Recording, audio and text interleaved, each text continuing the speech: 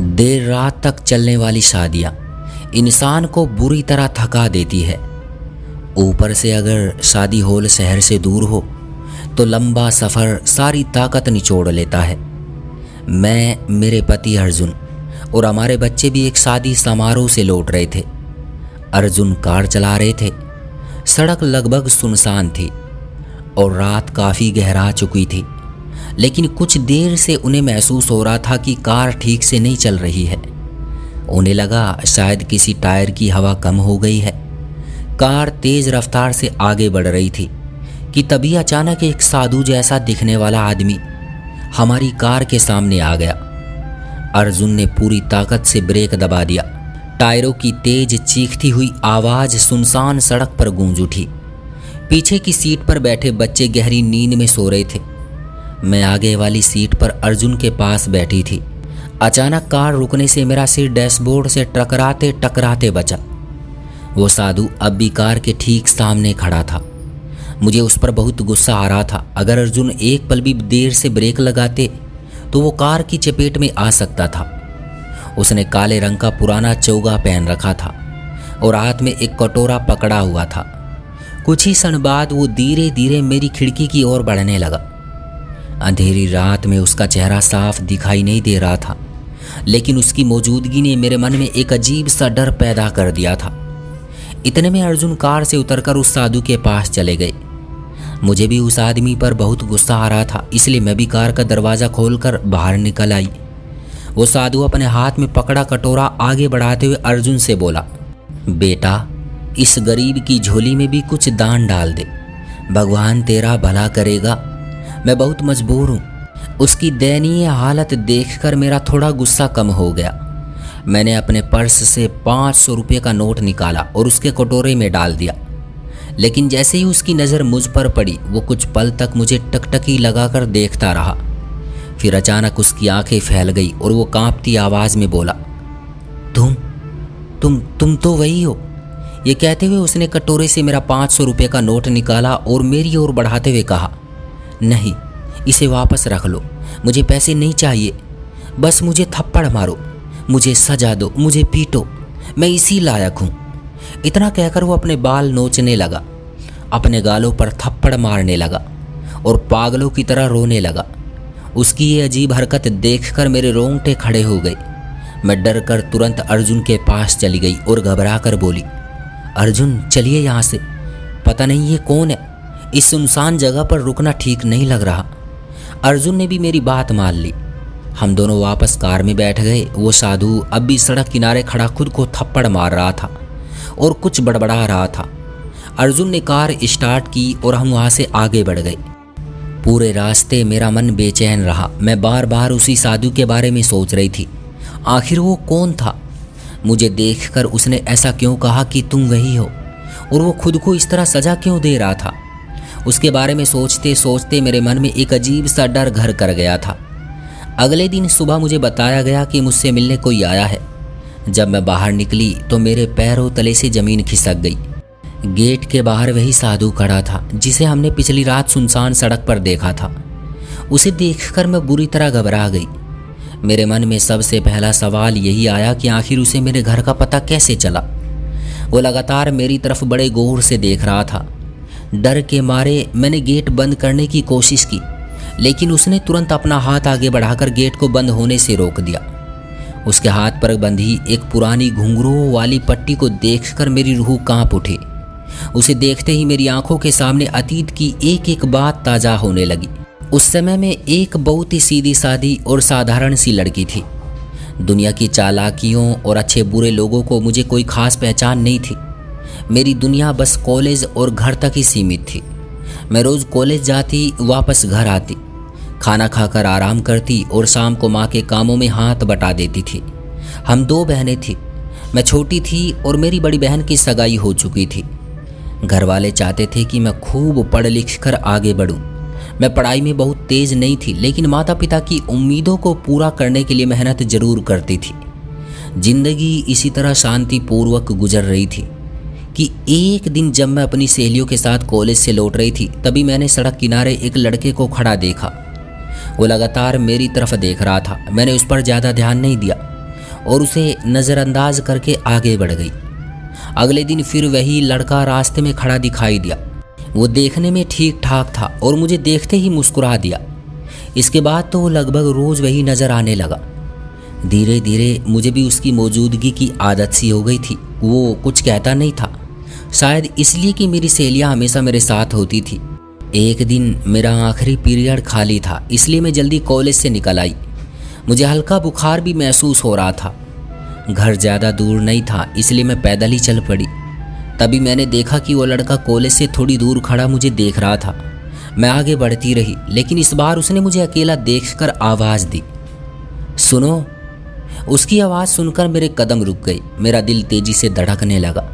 मैंने हिम्मत जुटाकर पूछा, कौन हो तुम और रोज़ मेरे रास्ते में क्यों खड़े रहते हो?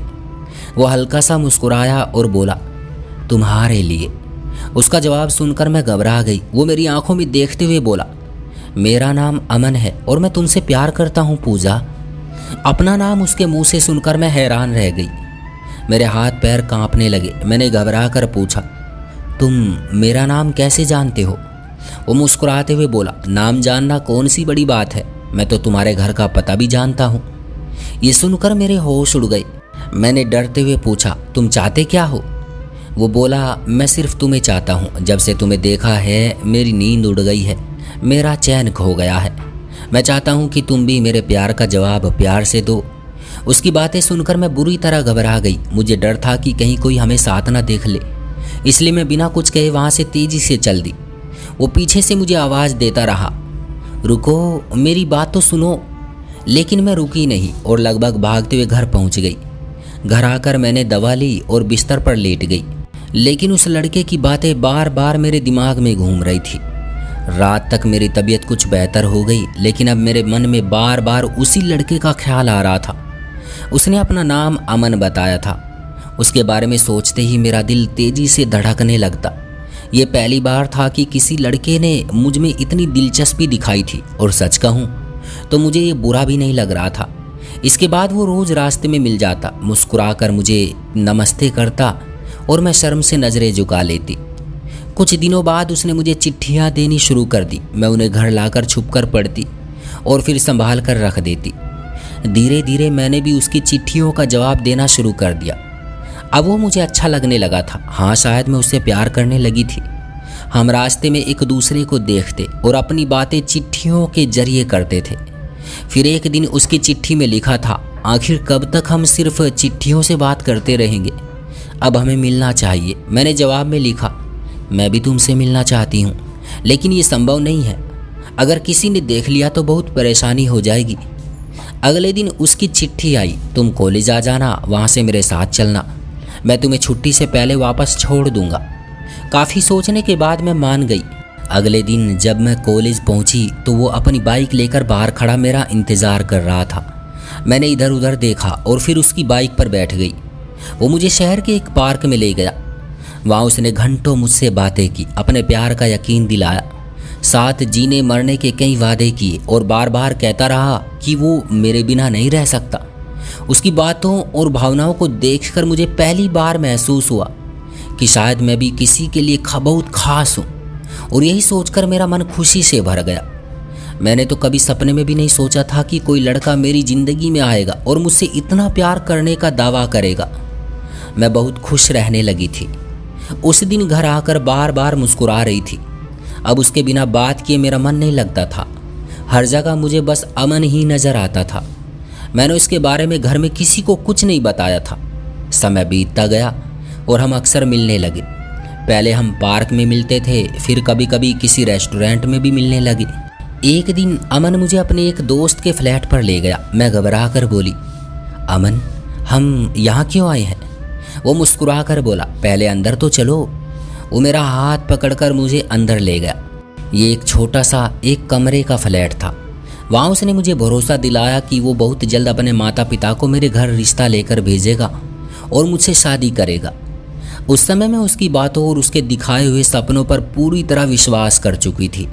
मुझे लगने लगा था कि वो सचमुच मुझसे प्यार करता है और मेरे साथ अपना पूरा जीवन बिताना चाहता है।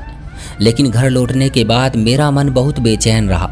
मुझे बार बार महसूस हो रहा था कि शायद मैंने भावनाओं में बहकर कुछ ऐसी गलतियां कर दी हैं जिनका मुझे आगे चलकर पछतावा हो सकता है।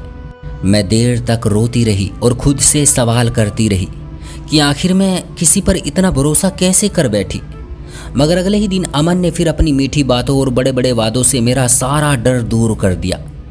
मैं एक बार फिर उसके विश्वास में आ गई। इसी बीच कुछ दिनों से मेरी तबीयत भी खराब रहने लगी थी।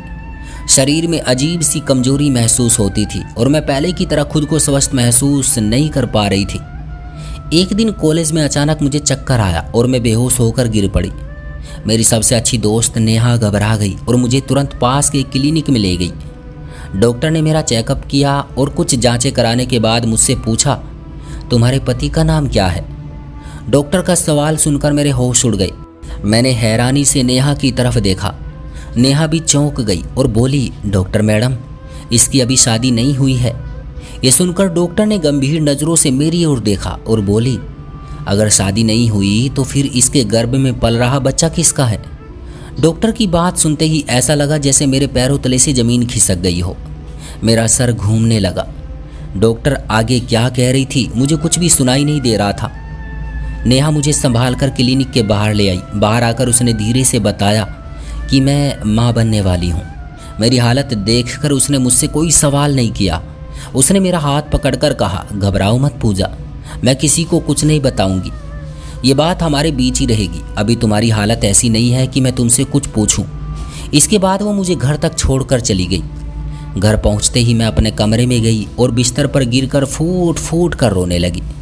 मुझे समझ नहीं आ रहा था कि मुझसे क्या हो गया। मैं अपने माता पिता का सामना कैसे करूंगी? अगर उन्हें सब पता चल गया तो क्या होगा? अब मुझे अपनी कई दिनों की खराब तबीयत और कमजोरी की वजह समझ आ चुकी थी। मेरा दिमाग बुरी तरह उलझ गया था। मैं बार बार यही सोच रही थी कि अब आगे क्या होगा और मेरी ज़िंदगी किस मोड़ पर जाकर रुकने वाली है। अगले दिन मैं अमन से मिली और उसे सारी बात बता दी। मेरी बात सुनकर वो बिल्कुल परेशान नहीं हुआ। उसने कहा, घबराओ मत पूजा, मैं बहुत जल्द अपने घर वालों को तुम्हारे घर भेजूँगा। तुम भी अपने घर में बात करो। अगर तुम्हारे घर वाले नहीं माने तो हम भागकर शादी कर लेंगे।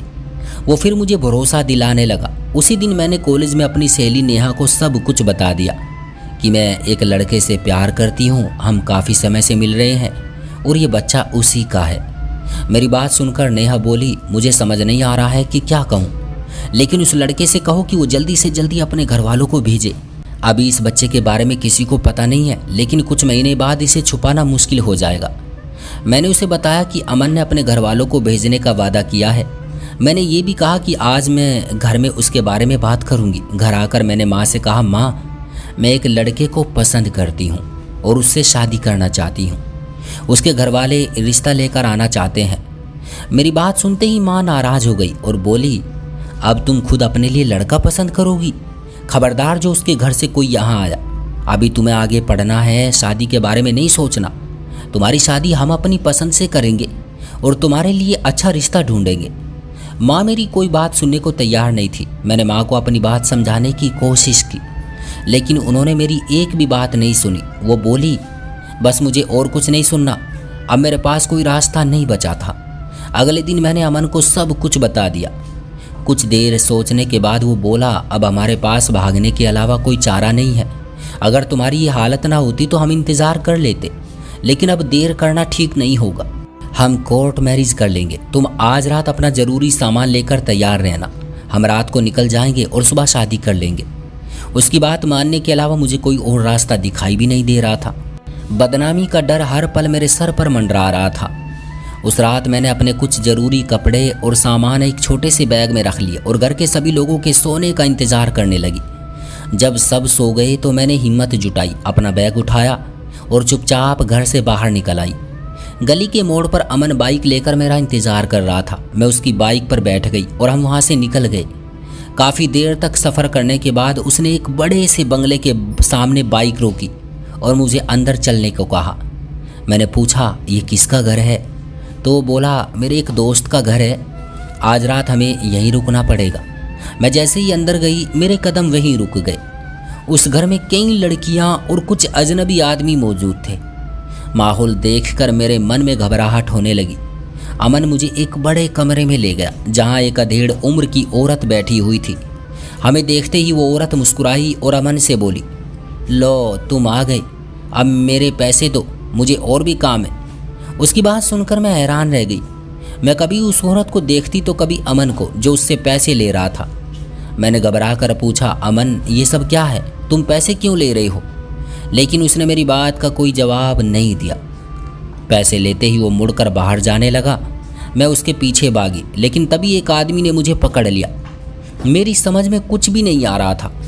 तभी वो औरत अपनी जगह से उठी और बोली, चिल्लाने से कोई फ़ायदा नहीं है, वो तुम्हें यहाँ बेच कर गया है। ये सुनते ही मेरे पैरों तले से ज़मीन खिसक गई।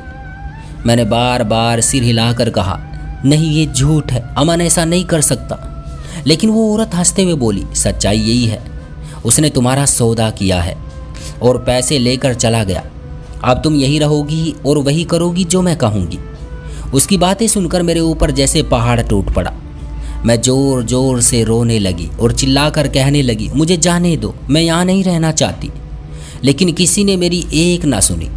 उन लोगों ने मुझे ज़बरदस्ती एक कमरे में बंद कर दिया। बाद में मुझे पता चला कि अमन इससे पहले भी कई लड़कियों को धोखा देकर यहाँ बेच चुका था। उस समय मुझे एहसास हुआ कि मैं बहुत बड़े धोखे का शिकार हो चुकी थी। जिस इंसान पर मैंने सबसे ज़्यादा भरोसा किया था, उसी ने मेरी ज़िंदगी बर्बाद कर दी थी। अब मैं उस जगह पर कैद थी जहाँ से निकलना लगभग नामुमकिन लग रहा था। मैंने दरवाजे को बहुत पीटा, ज़ोर ज़ोर से आवाज़ लगाई और रोते हुए बार बार कहा, मुझे यहाँ से जाने दो।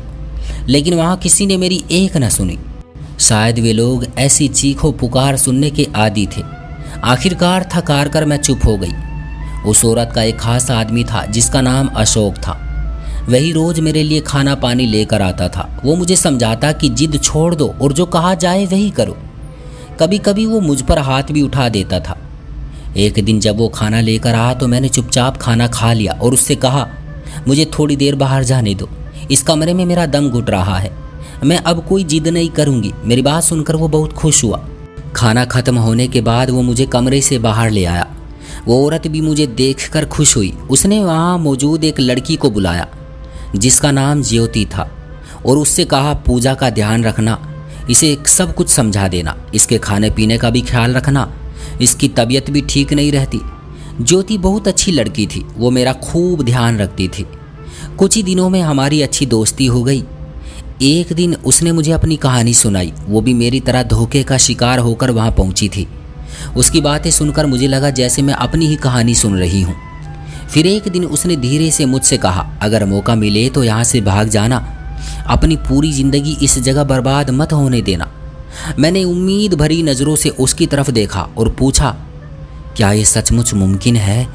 ज्योति ने मेरा हाथ पकड़कर कहा, मैं तुम्हें अपनी तरह इस नरक में फंसने नहीं दूंगी, मौका मिलते ही तुम्हें यहाँ से निकालने की कोशिश करूँगी। उसकी बातें सुनकर कई दिनों बाद मेरे दिल में उम्मीद की एक छोटी सी किरण जगी और मुझे थोड़ा सुकून मिला। लेकिन अशोक के रहते ये सब इतना आसान नहीं था। वो वहाँ मौजूद हर लड़की पर कड़ी नज़र रखता था और किसी को भी अकेले नहीं छोड़ता था। मगर एक दिन वहाँ एक नई लड़की लाई गई और अशोक का पूरा ध्यान उसी की तरफ लग गया। इसी मौके का फ़ायदा उठाकर ज्योति ने चुपके से मुख्य गेट की चाबी बनवा ली। इतना ही नहीं, उसने एक दिन मौका देखकर अशोक के पानी में नींद की दवा भी मिला दी। उस रात उसने मेरे पास आकर कहा, पूजा, आज तुझे हर हाल में यहाँ से निकलना होगा। मैं घबरा कर बोली, लेकिन मैं जाऊँगी कहाँ? ज्योति ने मेरा हाथ पकड़कर कहा, दुनिया बहुत बड़ी है, बस हिम्मत रख, भगवान कहीं ना कहीं तेरे लिए भी कोई रास्ता जरूर निकालेंगे। इस जगह से तो बाहर निकलना ही सबसे ज़रूरी है। उसकी बात सुनकर मेरे मन में उम्मीद जगी। वहाँ का माहौल ऐसा था कि रात भर चहल पहल रहती थी और सुबह होते होते सब लोग थक कर सो जाते थे, इसलिए रात में भागना लगभग नामुमकिन था। ज्योति ने सुबह तड़के मुझे भगाने की योजना बनाई। अगले दिन जब सभी लोग गहरी नींद में सो रहे थे, मैंने अपना छोटा सा बैग उठाया और दबे पाँव ज्योति के साथ गेट तक पहुँची। उसने इधर उधर देखकर धीरे से ताला खोला, फिर मुझे गले लगाकर बोली, अब भाग जा और कभी पीछे मुड़कर मत देखना। मेरी आंखों में आंसू आ गए। मैंने उसका हाथ पकड़कर कहा, ज्योति, मैं तुम्हारा ये एहसान कभी नहीं भूलूंगी, भगवान तुम्हें इसका फल जरूर देंगे। इतना कहकर मैं वहाँ से बाहर निकल गई। मेरे जाते ही ज्योति ने फिर से गेट पर ताला लगा दिया ताकि किसी को तुरंत मेरे भागने का पता ना चल सके। ज्योति ने जाते समय मुझे कुछ पैसे भी दिए और कहा, इन्हें रख लो, रास्ते में तुम्हारे काम आएंगे। अब मैं अपने घर नहीं जा सकती थी। बहुत सोचने के बाद मैं उसी डॉक्टर के क्लिनिक पहुंच गई जहां कुछ समय पहले मेरा चेकअप हुआ था। डॉक्टर मैडम ने मुझे देखते ही पहचान लिया। मैंने रोते हुए उन्हें अपनी सारी कहानी सुना दी और कहा कि मैं इस बच्चे को जन्म नहीं देना चाहती। मेरी बात सुनकर उन्होंने मुझे समझाया और कहा, मैं ऐसा कोई काम नहीं करूंगी जो हो चुका है उसे बदला नहीं जा सकता, लेकिन तुम्हारी ज़िंदगी अभी ख़त्म नहीं हुई है। वो बहुत दयालु महिला थी। उन्होंने मुझे अपने घर ले जाकर रखा और मेरा पूरा ख्याल रखा। कुछ समय बाद उन्होंने अपने छोटे भाई अर्जुन के बारे में मुझसे बात की। वो मेरी पूरी सच्चाई जानती थी, फिर भी उन्होंने मेरा साथ नहीं छोड़ा। बाद में मेरी और अर्जुन की शादी करवा दी। उन्होंने मुझसे सिर्फ इतना कहा, अतीत की बातों को यहीं रहने दो, बाकी सब मैं संभाल लूँगी। शादी के बाद अर्जुन ने मुझे हमेशा सम्मान और प्यार दिया। मैंने उन्हें अपने अतीत के बारे में कुछ नहीं बताया, यहाँ तक कि ये भी नहीं बताया कि मेरे गर्भ में पल रहा बच्चा उनका नहीं था। समय बीतता गया और कुछ महीनों बाद मेरे बेटे का जन्म हुआ। अर्जुन ने उसे पूरे दिल से अपना लिया। वो बहुत अच्छे इंसान थे और मुझसे बेहद प्यार करते थे। देखते ही देखते हमारा बेटा 1 साल का हो गया। फिर एक दिन मुझे उस साधु की याद आई जो बार बार मेरे घर के आसपास दिखाई दे रहा था। मैं समझ नहीं पा रही थी कि वो मुझसे क्या कहना चाहता था, इसलिए मैंने उससे कहा, कल आना, मेरे पति भी घर पर होंगे।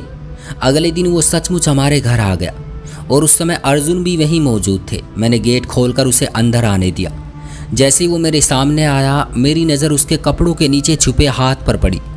उसके हाथ में वही घुंघरुओं वाली पट्टी बंधी हुई थी जिसे मैं पहले भी देख चुकी थी। उसे देखते ही मेरे होश उड़ गए। अब मुझे समझ आ गया था कि ये साधु कोई और नहीं बल्कि अशोक था। मेरा दिल जोर जोर से धड़कने लगा। अर्जुन ने उससे पूछा, तुम बार बार हमारे घर के चक्कर क्यों लगा रहे हो, क्या कहना चाहते हो? वो मेरी तरफ देखकर बोला, मुझे थोड़ी मदद चाहिए। उसके शब्द सुनकर मेरे माथे पर पसीना आ गया।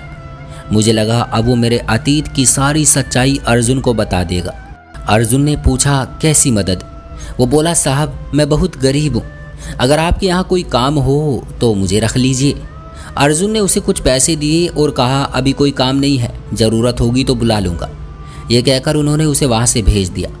अगले दिन अर्जुन के काम पर जाने के बाद वो फिर घर आ गया। मैंने गेट खोलकर उससे पूछा, तुम आखिर चाहते क्या हो? वो हंसते हुए बोला, मैं उस जगह को छोड़ चुका हूँ, लेकिन अब मुझे पैसों की ज़रूरत है। मैंने डरते हुए उसे कुछ पैसे दे दिए। तब उसने बताया कि उस रात वो जानबूझकर हमारी कार के सामने आया था। उसने मुझे अर्जुन के साथ बाजार में देखा था और वहीं से मेरा पीछा करते करते मेरे घर तक पहुँच गया। यहाँ तक कि कार के टायर की हवा भी उसी ने निकाली थी ताकि हम रुक जाएं। फिर वो मेरी आंखों में देखते हुए बोला, अगर तुमने मुझे पैसे देने बंद किए तो मैं अर्जुन को तुम्हारे अतीत की सारी सच्चाई बता दूंगा। उसकी ये बात सुनकर ऐसा लगा जैसे मेरी धड़कन रुक गई हो। डर के मारे मेरे हाथ पैर कांपने लगे, क्योंकि मुझे लग रहा था कि मेरी बसाई हुई दुनिया किसी भी पल उजड़ सकती है।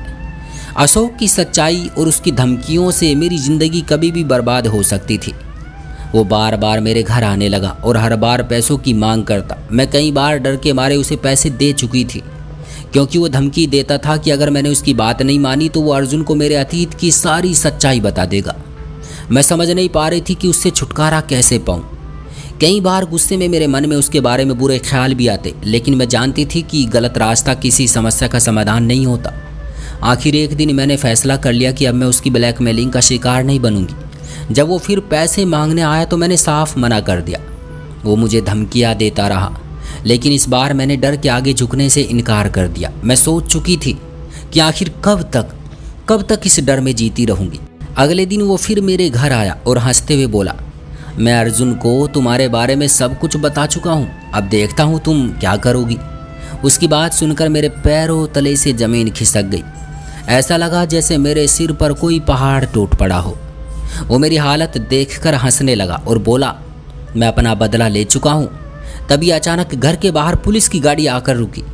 अर्जुन पुलिस के साथ वहाँ पहुँचे। पुलिस ने तुरंत अशोक को पकड़ लिया और अपने साथ ले गई। उसके जाते ही मेरी घबराहट और बढ़ गई। अर्जुन चुपचाप मेरे साथ घर के अंदर आए। मैं सिर झुकाकर कुर्सी पर बैठ गई। अब मुझे लग रहा था कि सच सामने आ चुका है और पता नहीं आगे क्या होने वाला है। अर्जुन कुछ देर तक मेरी तरफ देखते रहे, फिर शांत स्वर में बोले, पूजा, मैं ये सब पहले दिन से जानता हूँ। उनकी बात सुनकर मैंने हैरानी से सिर उठाकर उनकी तरफ देखा। वो बोले, हाँ, मेरी बहन ने मुझे तुम्हारे बारे में सब कुछ बता दिया था। ये सुनकर मेरी आंखों में आंसू भर आए। अर्जुन आगे बोले, जब मैंने तुम्हारी कहानी सुनी थी तभी समझ गया था कि तुम्हारे साथ बहुत बड़ा अन्याय हुआ है। तुम बुरी लड़की नहीं थी, बस उस समय नादान थी और किसी पर भरोसा कर बैठी। इसके लिए मैं तुम्हें सज़ा क्यों देता? हर इंसान को अपनी ज़िंदगी दोबारा शुरू करने का हक होता है। मुझे तुम्हारे अतीत से कोई मतलब नहीं है। मेरे लिए तुम्हारा वर्तमान और तुम्हारा अच्छा दिल मायने रखता है। मैं तुमसे बहुत प्यार करता हूँ, बस हमेशा मेरा साथ देना। उनकी बातें सुनकर मैं रो पड़ी। मुझे समझ नहीं आ रहा था कि मैं उनके इस प्यार, भरोसे और महानता का शुक्रिया कैसे अदा करूं। मैंने कभी नहीं सोचा था कि मुझे ऐसा जीवन साथी मिलेगा जो मेरी कमजोरियों के बजाय मेरे दर्द को समझेगा। उस दिन मैंने राहत की एक लंबी सांस ली और मन ही मन भगवान का धन्यवाद किया। मुझे महसूस हुआ कि दुनिया में आज भी अच्छे और नेक दिल लोग मौजूद हैं, जैसे अर्जुन और उनकी बहन। हर किसी की किस्मत में ऐसे लोग नहीं होते, लेकिन मैं खुद को खुशकिस्मत समझती हूँ कि मेरी ज़िंदगी बर्बाद होने से बच गई। आज भी मैं हर लड़की से यही कहना चाहती हूँ कि ज़िंदगी के बड़े फैसले सोच समझ कर ले। भावनाओं में बहकर ऐसा कोई कदम ना उठाएं जिससे माता पिता का सर झुक जाए और बाद में सारी ज़िंदगी पछताना पड़े। समझदारी, धैर्य और अपने परिवार का विश्वास ही इंसान को सही रास्ते पर बनाए रखता है। दोस्तों, क्या ख्याल है आपका इस कहानी के बारे में? कमेंट करके हमें ज़रूर बताइएगा। वीडियो को लाइक और चैनल को सब्सक्राइब ज़रूर कीजिएगा। मैं मिलता हूँ आपसे अगली वीडियो में, तब तक के लिए धन्यवाद।